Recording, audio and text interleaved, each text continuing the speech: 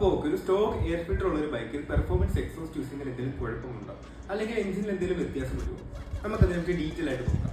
അപ്പോൾ നമുക്ക് ഇവിടെ ഒരു എക്സാമ്പിൾ എടുക്കാം. പറയുകയാണെങ്കിൽ നമ്മുടെ GT650 അതൊരു പാരലൽ ട്വിൻ സിലിണ്ടർ എഞ്ചിനാണ്. സോ ഇതിനകത്തൊരു പെർഫോമൻസ് എക്സോസ്റ്റ് വെക്കുകയാണെന്നുണ്ടെങ്കിൽ ഇതിൽ സംഭവിക്കുന്നത് വെച്ച് കഴിഞ്ഞാൽ എഞ്ചിനകത്തുള്ള ഗ്യാസ് അല്ലെങ്കിൽ എയർ ഫാസ്റ്റ് ആയിട്ട് പുറത്തോട്ട് പുൾ ഔട്ട് ചെയ്യും. ദാറ്റ് മീൻസ് എഞ്ചിന്റെ ബാക്ക് പ്രഷർ കുറയ്ക്കും. സ്റ്റോക്കിനേക്കാളും കുറച്ചുകൂടി ഫാസ്റ്റ് ആയിട്ടായിരിക്കും പുറത്തോട്ട് ഗ്യാസ് പുൾ ഔട്ട് ചെയ്യുന്നത്.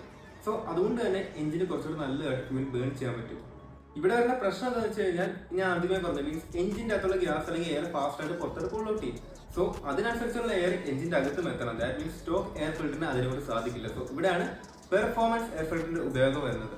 ഇത് സ്റ്റോക്ക് എയർ ഫിൽറ്റർ ആണ് യൂസ് ചെയ്യുന്നതെങ്കിൽ വരുന്ന പ്രശ്നം എന്താണെന്ന് വെച്ചാൽ വണ്ടി ലീൻ ആവും. ദാറ്റ് മീൻസ് എഞ്ചിന്റെ അകത്തുള്ള എയർ ഫ്യൂൽ മിക്സ്ചറിൽ വ്യത്യാസം വരും. അതുകൊണ്ട് തന്നെ എഞ്ചിൻ ഓവർ ഹീറ്റ് ആവും, അല്ലെങ്കിൽ എഞ്ചിന്റെ ലോ ആൻഡ് ഓഫ് ഫീൽ കിട്ടും. അല്ലെന്നുണ്ടെങ്കിൽ വണ്ടിയുടെ മൈലേജ് അത്യാവശ്യം നല്ല രീതിയിൽ ഡ്രോപ്പ് ആവും.